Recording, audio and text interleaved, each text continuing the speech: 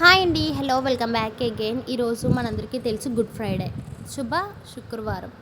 Jesus మరణించిన రోజు శుభ శుక్రవారం అని ఎందుకు పిలుస్తారు అనే టాపిక్ ఈరోజు మనం డిస్కస్ చేసుకుందాం. టాపిక్లోకి వెళ్ళే ముందు మీకు కానీ జీసస్ ఇష్టమైతే ఐ లవ్ జీసస్ అని కమెంట్ బాక్స్లో కమెంట్ చేసేయండి. టాపిక్లోకి వచ్చేస్తే సమస్త మానవులు చేసిన పాపాల కోసం ఆయన శిలువపై ప్రాణాలు అర్పించారు. తిరిగి మూడో రోజు సమాధి నుంచి లేచారు. పొరుగువారిని ప్రేమించాలని, వారి తప్పులను క్షమించాలంటూ తాను భూమిపై జీవించిన రోజుల్లో బోధనలు చేశారు. ఆయనే జీసస్.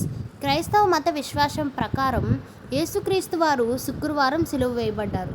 యేసుక్రీస్తు వారు మరణిస్తే శుభ శుక్రవారం లేదా గుడ్ ఫ్రైడే అని ఎందుకు పిలుస్తున్నాము, అసలు శుభం ఎలా అవుతుంది అనే డౌట్స్ చాలామందిలో ఉన్నాయి. అయితే గుడ్ ఫ్రైడే, శుభ శుక్రవారం, చాలామంది తెలియని వారు గుడ్ ఫ్రైడే అంటే ఏదో పండగలా భావిస్తారు. ఇందుకు కారణం ఆ పదంలో గుడ్ అంటే శుభం అని ఉండటమే. వాస్తవానికి గుడ్ ఫ్రైడే అంటే క్రైస్తవుల ప్రకారం మానవులు చేసిన పాపాల కోసం తన ప్రాణాలను జీసస్ సిలువలో పణంగా పెట్టారు. జీసస్ను సిలువపై వేలాడదీసిన రోజును పవిత్ర శుక్రవారం లేదా బ్లాక్ ఫ్రైడే అని కూడా పిలుస్తారు. యేసుప్రభువు చనిపోయిన రోజును గుడ్ ఫ్రైడేగా పిలుస్తారు. ఈ రోజున క్రైస్తవులు ఉపవాసం ఉండి దేవుణ్ణి తలుచుకుంటారు, ప్రార్థనలో గడుపుతారు. అయితే యేసుక్రీస్తు ప్రభువు వారు సిలువలో 7 మాటలు పలికారు.